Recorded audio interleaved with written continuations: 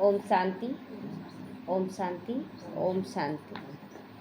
बाबा कह रहे हैं, मीठे बच्चे, तुम फिर से अपने ठिकाने पर पहुंच गए हो।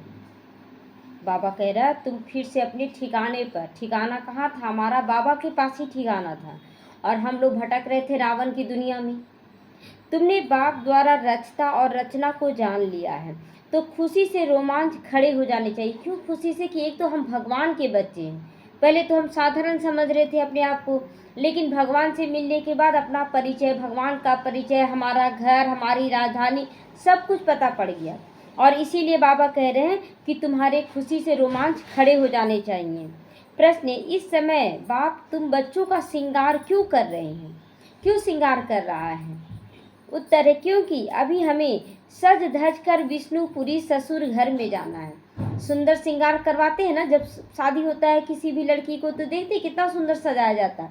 तो इस समय हम आत्माएं सजनियां हैं, और हम आत्माओं को सजाया जा रहा है ज्ञान से। तो हम इस ज्ञान से सज धज कर विश्व के महाराजा महारानी बनते, इसलिए संस्कारों से सजाया जा रहा है, दिव्य ज्ञान गुण शक्तियों से सजाया जा रहा है। तो अभी संगम युग पर है। बाबा टीचर बनकर पढ़ा रहे हैं पीहर घर से ससुर घर जाने के लिए। पीहर घर कहाँ है हमारा? पीहर घर कहाँ है? परम धाम। परम धाम है, और बैकुंठ हमारा ससुर घर है। गीत बजा है, आखिर वह दिन आया आज जिसका था हम सबको इंतजार, मोहताज थे हम लोग उस समय। तो बाबा कहते हैं कि आज वो दिन आ गया जब हम भगवान से मिलन मना रहे हैं, अपनी दुनिया, अपने घर जा रहे हैं, अपने ससुर घर जा रहे हैं। ओम शांति। मीठे मीठे स्वीट चिल्ड्रेन, मीठे मीठे सीखी लदे बच्चों ने ये गीत सुना। तुम बच्चे ही जानते हो कि आधा कल्प के लिए मासूक को याद किया, आखिरी वह मिले हैं।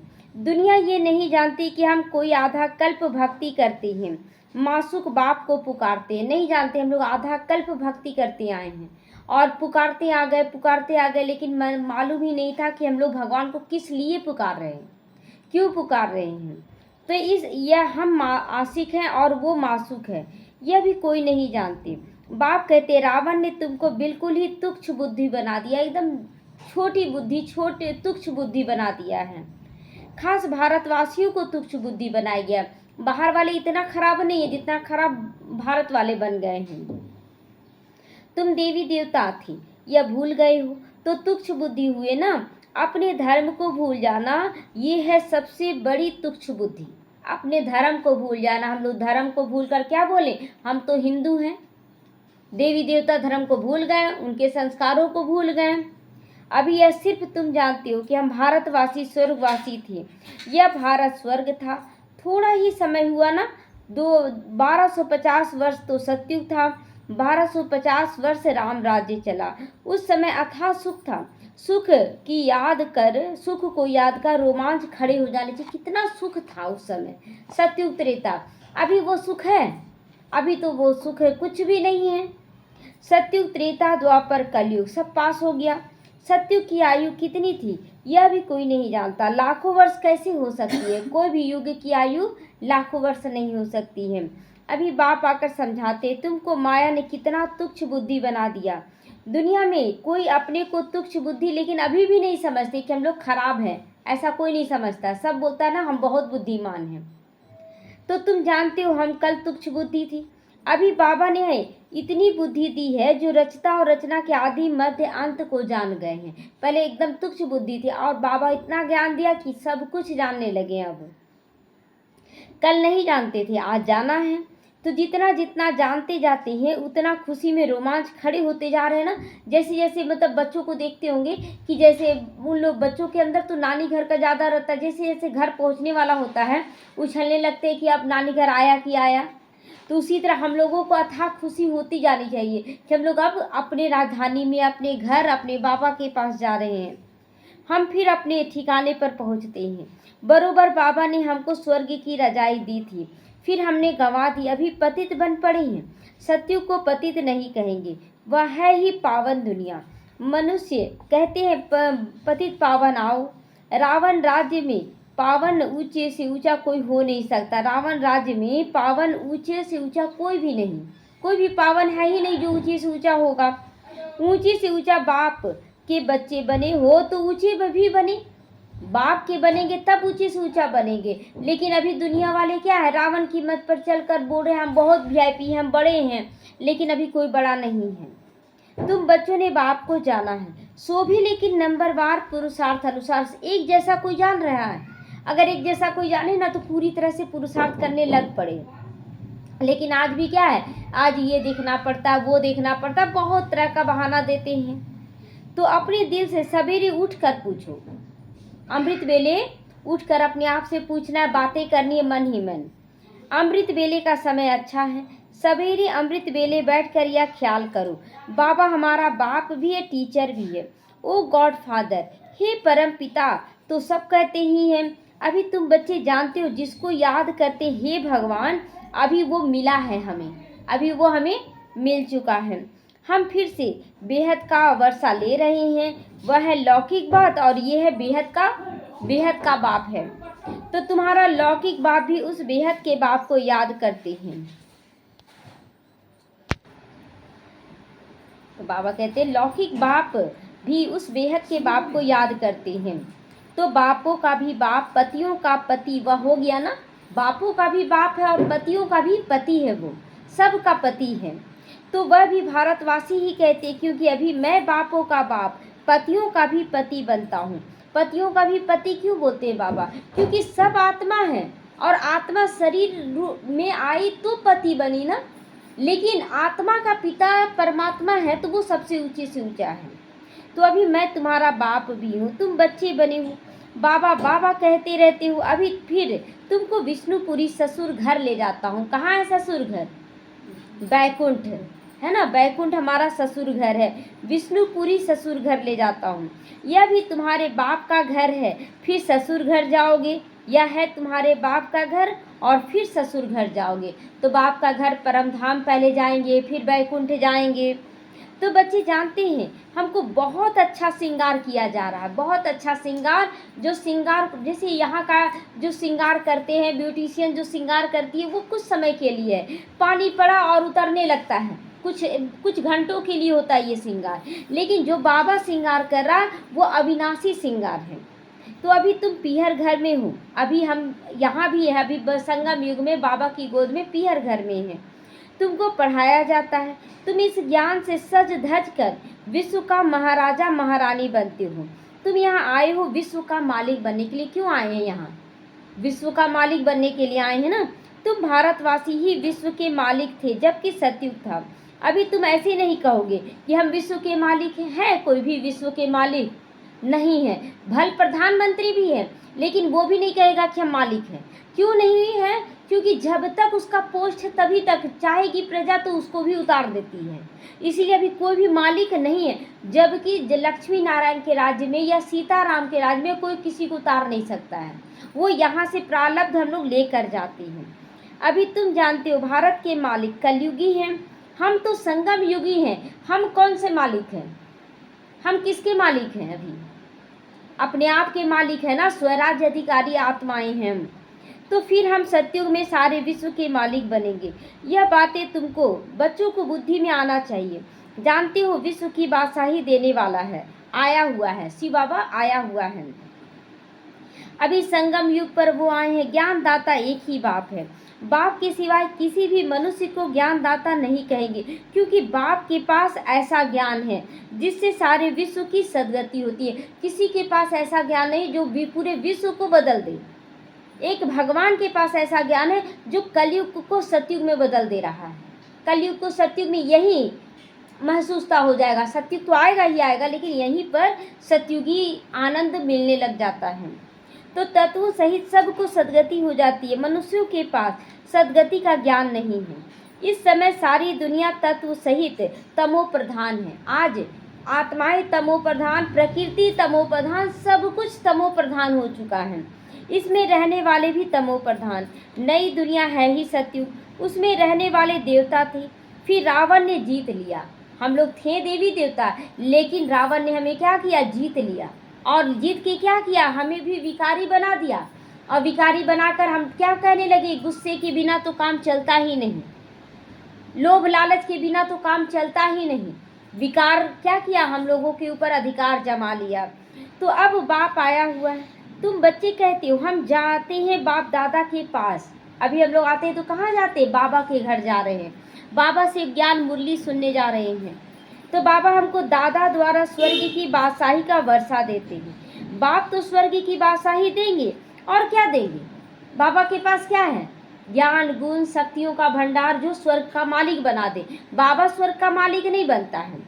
तुम बच्चों की बुद्धि में यह आना चाहिए, परंतु माया भुला देती है, स्थायी खुशी रहने नहीं देती। जो अच्छी रीति पढ़ेंगे पढ़ाएंगे वो ऊंचा पद पाएंगे, जो पढ़ेंगे भी और पढ़ाएंगे भी वो ऊंचा पद पाएंगे, वही ऊंचा पद पाएंगे।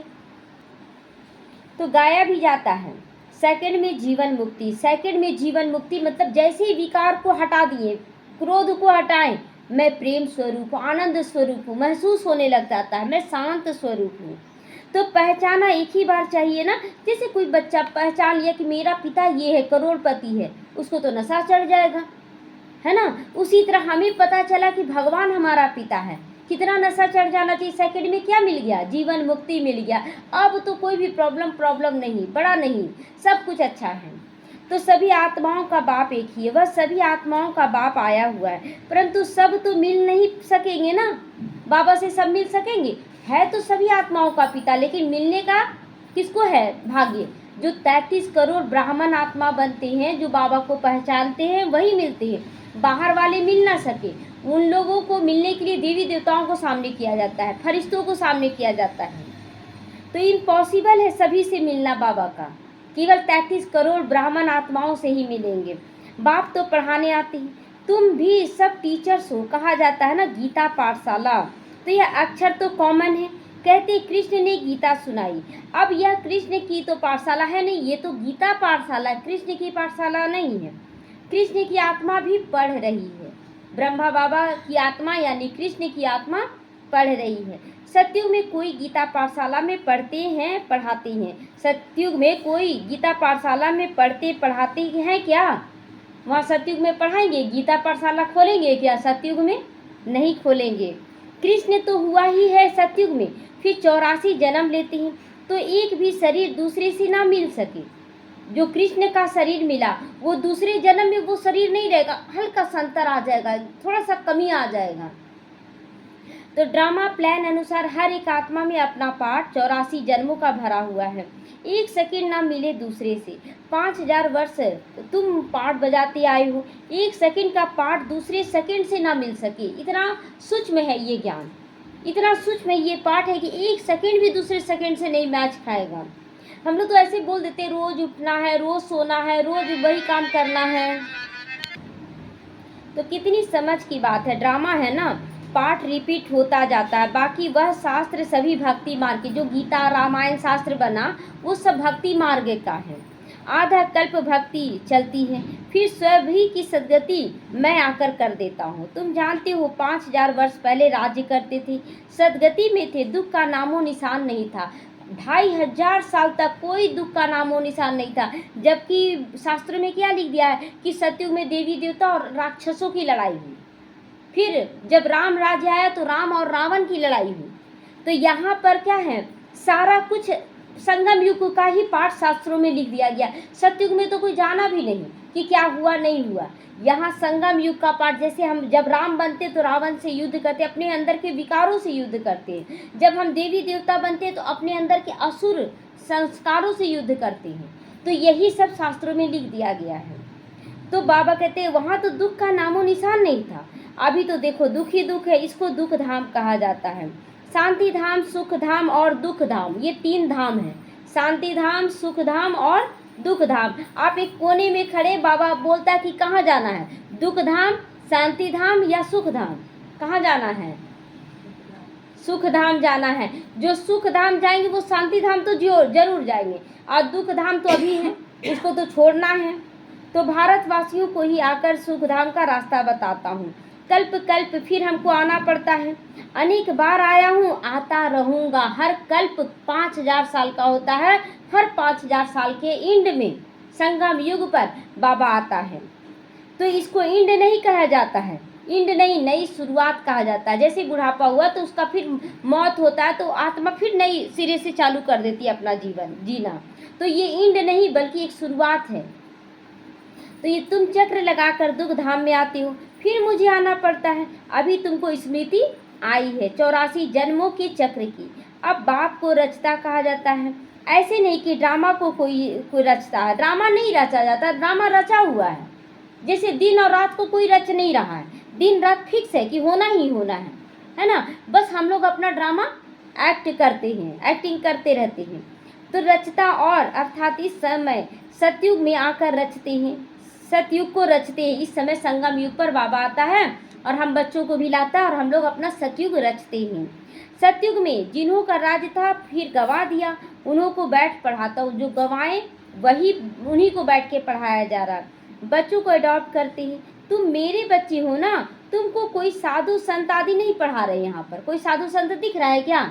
जैसे हम हैं, जैसे आप हैं, जैसे आप हैं वैसे हम हैं, जैसे ब्रह्मा बाबा वैसे बच्चे थे। लेकिन यहाँ पढ़ाने वाला शिव बाबा है। पढ़ाने वाला एक बाप है जिसको सब याद करते। याद जिसको करते जरूर कभी आएंगे ना। यह भी किसी को समझ में नहीं कि याद क्यों करते हैं। क्यों याद करते हैं? क्योंकि हमारा सूर्य शिव बाबा जो है वो अग्नि का रूप है, और जब बाबा को याद करते तो हमारे अंदर का कीचड़ जो है ना वो जल कर भस्म हो जाता है, आत्मा बच जाती है, प्योर हो जाती है। जैसे सोने को अग्नि में डालते तो उसका खाद नष्ट हो जाता है, सोना तो रह जाता है ना। उसी तरह हमारे अंदर खाद पड़ गया है, तो हम जितना शिव बाबा को याद करते हैं हमारे अंदर के विकार, कमी, कमजोरियाँ, कीचड़ सब खत्म हो जाता है। तो जरूर पतित पावन बाप आते। क्राइस्ट को ऐसे नहीं कहेंगे फिर से आओ, फिर से आओ नहीं कहेंगे। वह तो समझते हैं लीन हो गया, वो तो ब्रह्म में लीन हो गया, वो खत्म हो गया, तो फिर आने की बात ही नहीं। याद फिर पतित पावन को फिर करते हैं, भगवान को, गॉड को याद करते हैं। हम आत्माओं को फिर से वर्षा दूं। अभी तुम बच्चों को स्मृति आई है, बाबा आया हुआ है, नई दुनिया की स्थापना करेंगे वो। फिर वह अपने समय पर रजो तमो में फिर से आएंगे। मतलब जो बच्चा जन्म लिया है वो फिर से बालक बनेगा, फिर युवा पीढ़ी में आएगा, फिर बुढ़ापे में आएगा ना। तो फिर बुढ़ापा आएगा, फिर शरीर छोड़ेगा, फिर बच्चे में जन्म लेगा। ये चक्र है जीवन मृत्यु का। उसी तरह सतयुग, त्रेता, द्वापर, कलयुग का भी एक चक्र है, पतित पावन का भी चक्र है। तो एक बाप ही तुम बच्चों को पढ़ाकर विश्व का मालिक बना देते हैं, खुद नहीं बनते। इसीलिए उनको कहा जाता है निष्काम सेवाधारी। मनुष्य कहते हम तो फल की आस नहीं रखते। हम लोग यहाँ पर आए हैं तो फल की आस में आए हैं क्या? किसी को ज्ञान नहीं है। फल की आस में नहीं आए हैं, स्वर्ग का आस नहीं है। निष्कामी सेवा एक शिव बाबा करता है, बाकी हम आत्माएं कोई नहीं करती हैं। हम लोग भी आए हैं तो वर्षा के लालच में आए हैं कि स्वर्ग का बादशाही मिलेगा। तो निष्कामी हैं हम लोग? नहीं, निष्कामी एक शिव बाबा है। तो हम मनुष्य कहते हैं हम फल की आस नहीं रखते, निष्काम सेवा करते, परंतु ऐसा होता ही नहीं। हम बच्चे भी कामना लेकर आए, हम भी स्वर्ग का बादशाही ले। तो जैसे संस्कार ले जाते उस अनुसार फिर जन्म मिलता है, कर्म का फल अवश्य मिलता है। सन्यासी भी पुनर्जन्म गृहस्थियों के पास जन्म लेकर फिर संस्कार अनुसार सन्यास धर्म में चले जाते हैं। देख रहे हैं छोटे छोटे बच्चे भी तुरंत ज्ञान ले रहे हैं, सन्यास ले रहे हैं। आज देखिए कितनी घर में लड़कियां क्या कर रही हैं कि कृष्ण पंथी में जा रही हैं, और वो लोग मान नहीं रही है किसी भी भगवान को। और वो जो लड़की है वो पूरी तरह से कृष्ण को मान रही है, लीन हो जा रही है, दिन रात उनका पूजा पाठ में लग गई। तो वो सन्यासी का गुण है जो इस बार इमर्ज हो गया, उतनी उम्र में इमर्ज हो जाता है, तो वो संस्कार है। तो जैसे बाबा लड़ाई वालों को भी मिसाल देते हैं ना, कहते गीता में लिखा हुआ है कि जो युद्ध के मैदान में मरेगा वो स्वर्ग में जाएगा। परंतु स्वर्ग का भी समय चाहिए ना। अभी स्वर्ग है कहाँ? अभी तो नर्क है। अभी मरेंगे तो कहाँ जन्म लेंगे? नर्क में जन्म लेंगे। तो स्वर्ग तो लाखों वर्ष कह देती है। अब तुम बच्चे जानते हो कि बाप क्या समझाते हैं कि मतलब अगर आप जैसे अभी देखिए बहुत ऐसी बहनें हैं जब बाबा के ज्ञान में चली तो बहुत विरोध, मार पीट सब कुछ हुआ। अब मार खाते खाते वो शरीर छोड़ दी। तो कई आत्माओं का पता चला कितनी अच्छी सेंटर संभाल रही है। क्यों? क्योंकि वो माया रावण से युद्ध कर रही थी, अंदर ही अंदर विकारों से युद्ध कर रही थी, अब बाबा को याद कर रही थी, इसलिए दूसरा जन्म उनका बहुत सुंदर हुआ। तो ये सब संगम युग का पाठ है। तो गीता में क्या लिख दिया है? कहते भगवानुवाद, मैं सर्वव्यापी हूँ। एक एक चीज़ का गलती बाबा एहसास दिला रहा है। तो बाप कहते मैं अपने को ऐसी गाली कैसे दूंगा कि मैं खुद कहूँगा कि मैं सर्वव्यापी हूँ, कुत्ते बिल्ली सब में हूँ। अच्छा लगेगा सुनने में? तो कैसे कह दूंगा मैं सर्वव्यापी हूँ, कुत्ते बिल्ली सब में हूँ क्या मैं? अच्छा लगेगा सुनने में? अभी अपने लौकिक परिवार के लिए बोलेंगे कुत्ते बिल्ली में तो अच्छा लगेगा, लौकिक के लिए नहीं अच्छा लगेगा। लेकिन भगवान के लिए कह देते हैं, बड़े आसान से कहते हैं कि वो तो सब में है, कण कण में है भगवान। तो मुझे तो ज्ञान सागर कहती हूँ, मैं अपने को फिर ये कैसे गाली दूंगा, ये गाली कैसे दूंगा? कितना झूठ लिख देते हो, ज्ञान तो कोई में है नहीं। सन्यासियों आदि का मान कितना है, क्योंकि पवित्र रहते हैं। सत्युग में गुरु कोई होता नहीं। यहाँ तो स्त्री को कहते तुम्हारा पति ईश्वर है, उसको पूजा करो। और पति विकारों में जा रहा, मार रहा, पीट रहा, तो क्या वो ईश्वर हो गया क्या? वो तो ईश्वर नहीं हुआ है। तो दूसरा कोई गुरु नहीं करना, स्त्री को कह दिया जाता है देखो तुम्हारा पति ही ईश्वर है, तुम्हारा पति ही गुरु है, अब दूसरा कोई गुरु मत कर लेना। तो वह तो समझाया जाता था भक्ति जब सतो प्रधान थी।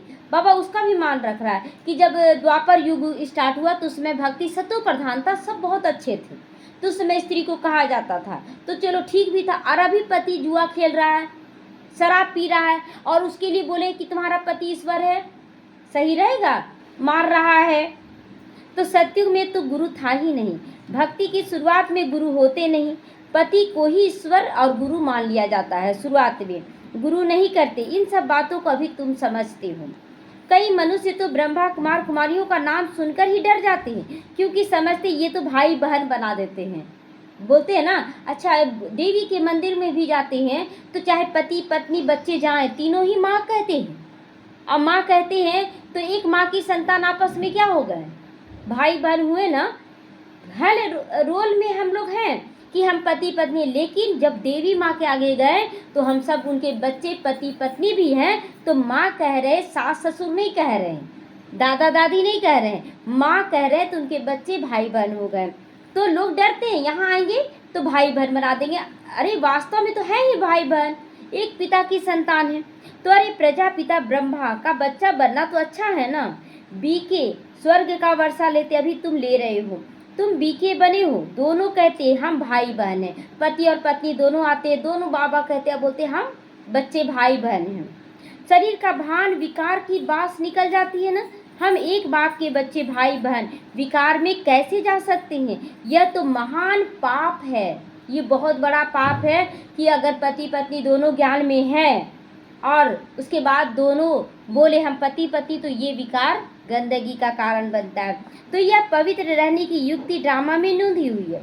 सन्यासियों का तो निवृत्ति मार्ग है, तुम तो प्रवृत्ति मार्ग वाले हो। घर गृहस्थ में रहते हमें पवित्र रहना है। अब तुम्हें इस छीछी दुनिया की रस्म रिवाज को छोड़कर इस दुनिया को भूल जाना है। तुम स्वर्ग के मालिक थे, फिर रावण ने कितना छीछी बना दिया, कितना गंदा बना दिया हमें। तो यह भी बाबा ने समझाया। कोई कहे हम कैसे माने कि हमने 84 जन्म लिए हैं? कोई डिबेट करेगा, बहस करेगा कि आप हम कैसे मान लें कि हम 84 जन्म लिए, हम 84 लाख लिए हैं। तो 84 जन्म लिए हैं, यह तो हम अच्छा कहते हैं ना। 84 जन्म नहीं लिया तो ठहरेगा ही नहीं, 84 जन्म नहीं लिया तो ठहरेगा नहीं। जो 84 जन्म लिया वो यहाँ ठहरेगा ज्ञान में, और जो नहीं लिया होगा वो डिबेट करके चला जाएगा। तो उससे पकड़ना है कि ये हमारे कुल का नहीं है, तो समझा जाता है। यह देवी देवता धर्म का नहीं है, स्वर्ग में नहीं आ सकेगा, प्रजा में कम पद लेगा। प्रजा में भी अच्छा पद कम पद होता है ना, प्रजा में भी कोई साहूकार बनता है, कोई दरबारी बनता है। तो यह बातें कोई शास्त्रों में नहीं है। भगवान आकर किंगडम स्थापन करते, राजधानी स्थापन करते हैं। सो श्री कृष्ण बैकुंठ का मालिक था, स्थापना बाप करते हैं। बाप ने गीता सुनाई जिससे यह पद पाया। तो पढ़ने पढ़ाने की दरकार ही नहीं। जैसे डॉक्टर बन गया तो डॉक्टर फिर से पढ़ाई करेगा क्या? नहीं ना, यहाँ हम लोग पढ़ाई करके जा रहे हैं। तो सत्युग में पढ़ाई की दरकार नहीं रहती, वहाँ तो ऑलरेडी हम बने रहते हैं देवी देवता। तो तुम पढ़कर पद पा लेते हो, वहाँ पढ़ने की दरकार नहीं है। फिर थोड़े गीता का ज्ञान पढ़ेंगे, ज्ञान से सद्गति मिल गई। जितना पुरुषार्थ उतना ऊंचा पद मिलेगा। अभी जितना ऊंचा आप पुरुषार्थ करते हैं उतना ऊंचा पद पोजीशन तय होगा। जितना पुरुषार्थ कल पहले किया था उतना ही करते रहते हैं। साक्षी होकर देखना है सबको कि कौन कितना कर रहा है, हमें और अच्छा करना है।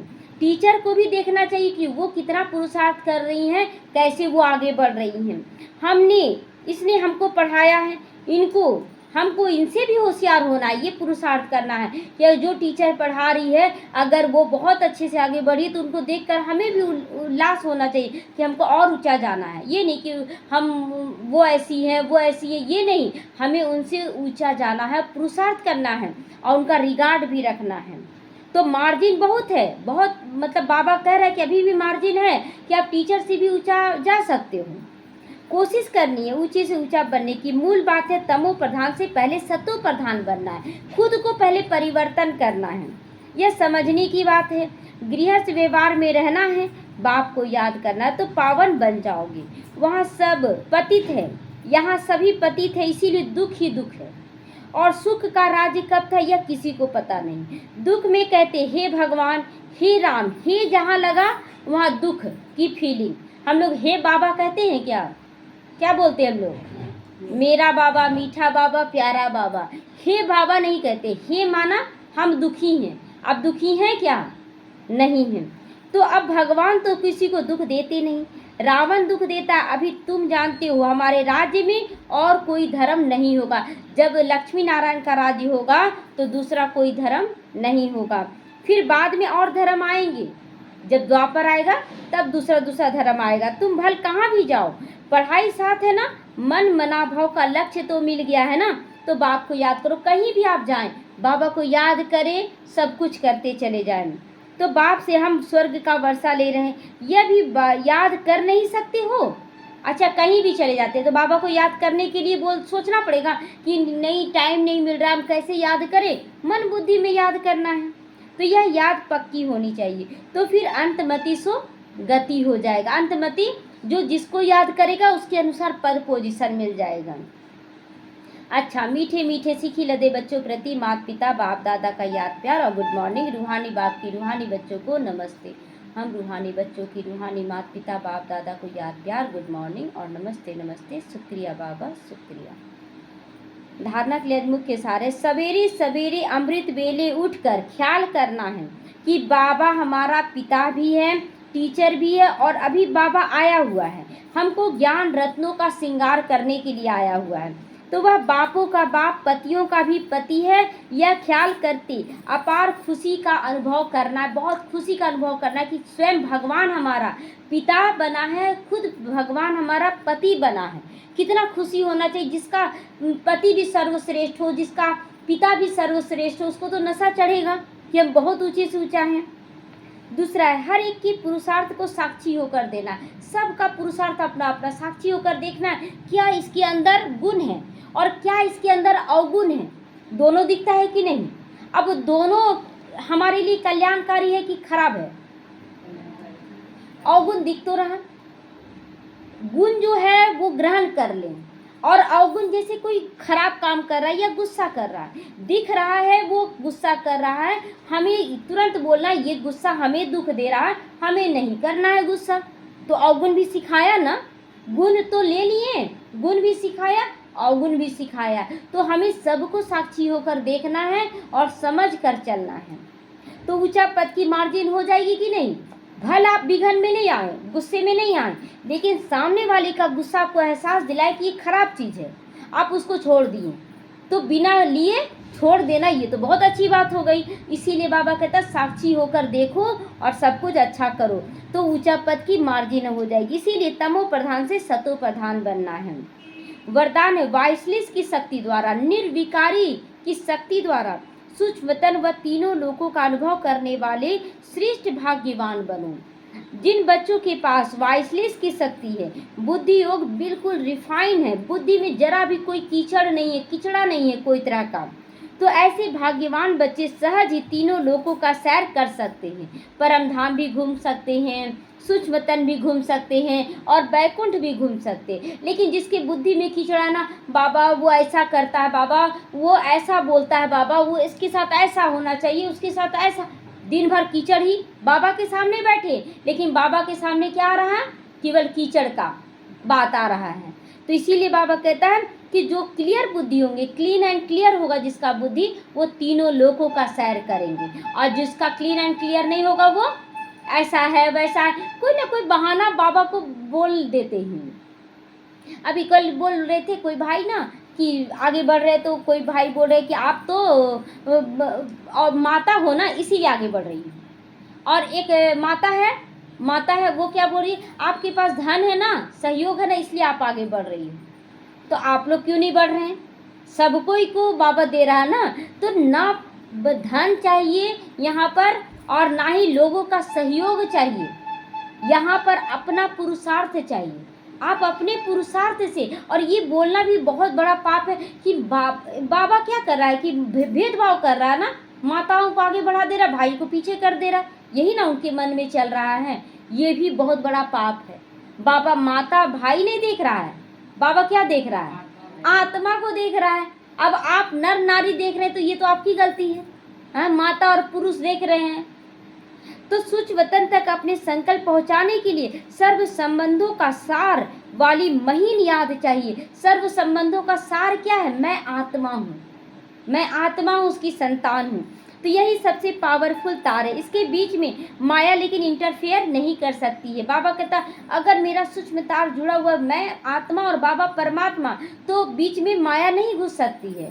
माया कब घुसती? जब देवभान में हम लोग कुछ भी बोलते हैं करते हैं। तो सूक्ष्म वतन की रौनक का अनुभव करने के लिए स्वयं को पहले वाइसलेस की शक्ति से संपन्न बनाओ। वाइसलेस की शक्ति से संपन्न बनाओ मतलब एकदम कोई विकार का अंश भी ना रहे।